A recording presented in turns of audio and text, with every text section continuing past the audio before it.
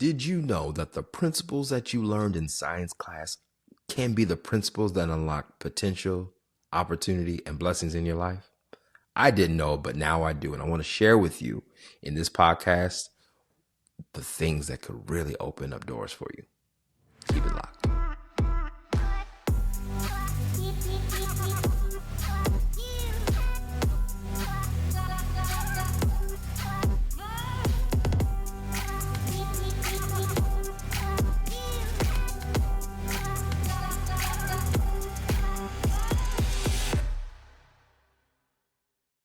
Hey everyone, it's Ryan Robinson. Welcome back to Shifts and Ladders. If you haven't already, share this podcast, subscribe, not just on Apple Music, Spotify, but we're on YouTube. We have a YouTube channel, everyone. And I don't think anyone knew, but I'm telling you today, if you get on YouTube right now, search for Shifts and Ladders, subscribe to this podcast. We're doing video and we're doing audio. So I want to make sure we're reaching everyone but I believe that the message that we're sharing has opportunities to reach masses and actually change the way people see their lives, man. Because I believe shifts come from revelation, and those shifts cultivate opportunities for elevation. We're going to continue on this path of growth through this podcast. All right. Awesome. We talked about last week some of the opportunities that come with change. And as we were going through, we got to this piece of talking about principles. And principles are things that are, in many cases, no matter who the yielder or the person practicing said principle, it will work no matter what's going on. So there is a concept brought by Myron Golden, who is an incredible businessman, YouTuber, preacher. And one of the things that he says is this, is every principle of physics is a microcosm of another, meaning for something to be true somewhere, it has to be true everywhere.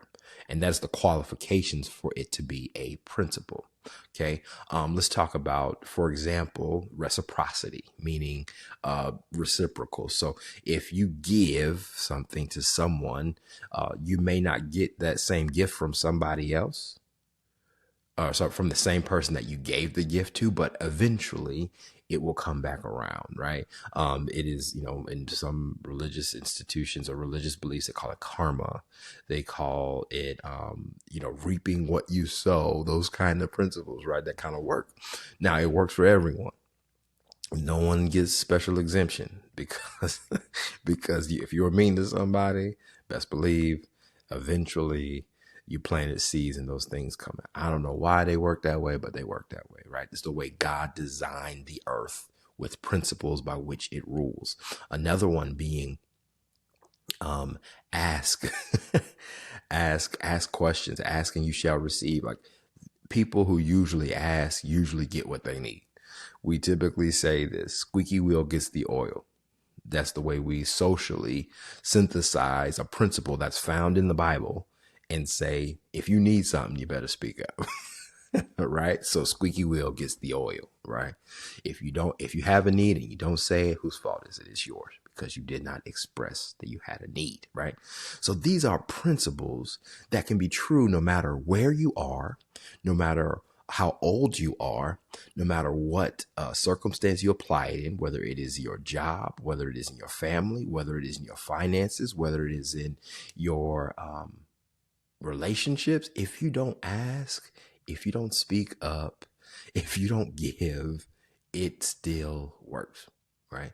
So that's what is so important. Why is this important? Because one of the things that we've neglected are the principles that we learn in school. I love school. I love teaching. I love learning.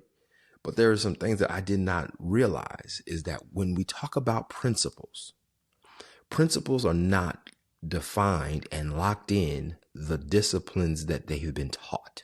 They are actually designed to find patterns in one area so that you have some level of explanation to be able to correlate what's happening in one area and possibly happening in another. So I want to talk about at least 3 of these particular principles. There are multiple. And I'll conclude with one major one. And we might have to have a whole nother podcast on it because there's books on it. There's all kinds of things, but I want to at least set the stage for some of the principles that we actually already walk through in a day to day. So first one being the principle of inertia. And inertia, excuse me, is getting something to is easier or harder to get something moving. So think about the amount of effort you have to put in to roll a bowling ball down the lane. But because of the speed you put it, the oil that's on the lane, it picks up speed. Therefore, the velocity of it actually keeps moving and grows and grows and grows. And it's easier to make it faster than it is to move it at a complete stop, right? So what we've heard in that regard is that is actually, if we're applying this particular principle to a business, okay, it's easier to grow a business that's already moving. People say it's the hardest getting anything started, whether it be a business, a relationship, a household, parenting, is always the hardest in the beginning because you have to create the momentum that moves you in the direction that you desire to go. Okay. It takes a lot of effort, but once you get moving, it gets a little easier, right? And then if it changes again, like with kids, yeah, you have to like adjust to new sleeping patterns or to new things, but you've been in the mode of being a parent long enough, you kind of know and have an idea that you're going to have to adjust at some point. And, there's continued learnings, teaching, books, all that kind of stuff to help you as you go down the parenting road, as well as starting a business. The biggest and hardest part is just getting started. That's what you hear. Most YouTubers, anyone starting anything says, I just need you to start. Because starting takes so much effort to get moving. Perfect example. Any rocket that you see that is launching, whether it's SpaceX or I don't even know if NASA's doing anything. If they are, great. But it takes a tremendous amount of force to actually lift up a rocket to, one, fight the law of gravity, one, two, break through the atmosphere, and then three, be launched in such a way that it takes course in a space that's weightless. That's a lot of stuff. But once it's moving, it's okay, right? It's going to continue to move, but it takes a lot of effort, which means there's so much force in order for it to get moving. But either way, that's a principle. That's a principle. Think of snowballs. Like, it's easier to get like when a snowball starts small. Once it starts getting bigger, it's because it used the momentum based on a slant to continue to grow. And that's what you're talking about when it comes to like Dave Ramsey. Use him for example. He has the debt snowball, where it's like it's not about what you're doing; it's about creating the momentum, right? So this particular law is in practice in everything. We just choose not to. We don't apply that particular principle over in other areas and aspects of our life. The next one, I spoke about this, gravity, the principle of gravity. What goes up must come down. When you, our lives have ups and have downs, Bible says the rain falls on the just and the unjust, meaning that there's going to be days when you're going to have favor. There's going to be days that you're not going to have favor. There's going to be people that don't know about God and believe God, but those folks are going to have rough days too. It doesn't mean that anybody or anything is exempt from having a rough day. And on top of that, let's look at our markets. Let's look at the stock market and the ups and the downs that come with that. And particularly, there's people who are specialized investors and brokers that actually study the ebbs, flows, ups and downs of not only businesses, but our entire economy and the well-being of financial institutions and companies. It is designed on ebbs and flows. There's going to be years that things are going to go great, and there's going to be years where it's going to be rough. It's not always going to be good. And honestly, most companies and investors are always looking for some kind of growth, right? No one wants anything to not grow. I mean, we're naturally designed to grow. But at the end of the day, no one wants a company to lose. Everyone goes into business to grow something, right? So we got to be mindful that there's going to be ebbs and flows to that growth, right? There's going to be aches. There's going to be pains. If you've been a teenager, you know, you've gone through the ebbs and the flows of what it's like to grow through adolescence into young adulthood and into adulthood. Like, you know, then you get older, then you got aches and pains, and there's good days and there's bad days, right? So there is principles then that applied here. But we have to also be aware that those ups and downs need to be prepared for. And I'm gonna give you an example. In the book of Genesis, Joseph, when he was brought out of, I believe it was Genesis chapter 41, I believe. But Pharaoh had a dream that he could not interpret. There were seven healthy, he had two dreams, one with seven healthy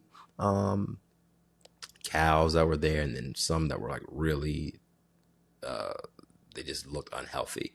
And the unhealthy cows ate the healthy cows. And then he had another similar dream, same thing with the wheat, the same kind of dream took place. And he could not interpret the dream. He had all these magicians and all those kind of stuff. They could not interpret the dream. So the cupbearer remembered Joseph, and they pulled Joseph because he had interpreted his dream about a chapter or two ago, actually technically in the Bible 2 years ago. And he said, there's a man that interpreted my dream. So essentially they get Joseph, clean him up, bring him to Pharaoh, and summarize it. He basically said to Pharaoh, this dream is actually a word from the Lord that he's giving unto Pharaoh. That means there's going to be 7 years of incredible growth and plenty, but then there's also going to be 7 years of famine. And this is what I recommend. Based on what I'm seeing, we probably need to take these great years and store about a fifth of that, and then it will prepare us for the years that we're not doing so great. And that positioned him in such a way that he became a prime minister to the entire land of Egypt, and Pharaoh only being the only individual that was over him in power. Why am I saying that?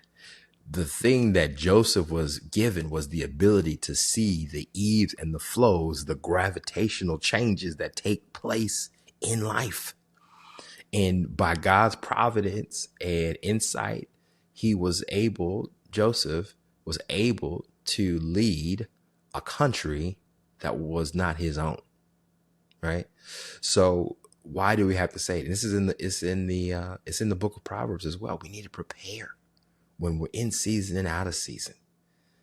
You know, that is the nature of the world. We have spring, summer, fall, and winter. You got to prepare. That's gravity. That's the principle of gravity working in our environments, right? And then the last one is resistance.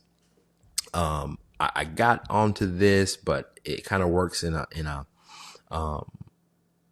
same way. I I guess inertia and resistance are one and the same coin, but resistance says this. It is like, for example, a plane uses the most amount of fuel on getting off the ground, right? So that in itself is super important because most of the time, the amount of gas and power that's used at that time is usually going from 0 to whatever, not from, or sorry, 0 to 30 instead of the 30 to 60, right? But the inertia says you have motion. So long as it stays in motion, it's going to grow, right? So the resistance to get to that point is always working against the inertia, which causes friction, right? So resistance, there's always going to be resistance. Whether you're trying to do something, there's going to be challenges that are going to come up, whether you're trying to be a good parent, whether you're trying to save money, whether you're trying to build a great relationship, whatever you're doing, you're always going to meet resistance. It's a principle that you're going to find and really determine how much effort you want to put into the direction you want to go. It is what it is. And unfortunately, most people don't want to get going because they don't want to deal with the hard thing first. Once you get moving, then it's easier. But the hardest thing is getting started, is getting moving, is dealing with the resistance so that at least once I get moving, I can start, as long as I keep the momentum moving, I will be able to manage the resistance. But as soon as I need to go to a whole different level, as soon as I need to go faster, I'm going to start to be impacted by resistance again. Why? Because I'm going to a whole nother level, and the amount of resistance that I'm getting is equal to where I'm going. So as long as I'm going 70, the resistance I'm going through is 70, unless I push past that to 8. In order to go to different levels, you're going to have to deal with resistance. It's a fact of the matter. There's a book called The Art of War by Stephen Pressfield. And the thing is, he says this: resistance is the thing that keeps people from actually determining if they want something on the other side of it or not. So he calls the opposition to greatness resistance. What are you not pushing past in order to get to what you desire? Has the resistance challenged you and kept you from obtaining what you believe for yourself? The principles, y'all, are just all around us. We just haven't seen them yet. And the last thing here, and I'm going to lay the foundation for this, is what we call the Pareto principle. Pareto principle is something that many people have heard, but they don't know how it actually works. And the Pareto principle is essentially called the 80-20 rule. And we're going to talk about this on the next podcast because it really requires more time and effort. But it says that this 80% of the output that you create is correlated or tied to 20% of the inputs. And then if you're doing the 80% that you're working on, only 20%, if you do it in the inverse, only if you're the 80% that you're doing, only 20% of that is actually driving the value. So you're always having to determine, what do you need? What don't you need? But also recognize that less is better. That simple is better than complex. It's completely backwards. But there's biblical evidence by which we can glean from, talk about in the next podcast, why it's so important for us to find the things that matter so we can make what we do simple. It's not saying that simple is easy, but simple is worth it. All right. That concludes today's podcast. If you haven't, like I said, share, subscribe, like the podcast. Give me a thumbs up, y'all. We're trying to reach some great people with this particular message of shifts and ladders. So if you haven't, do what I, bring up and if you haven't yet, subscribe, share, let somebody know that they need it, and bless them. If you haven't, like I said, Keep it locked. We'll see you on the next podcast. Peace.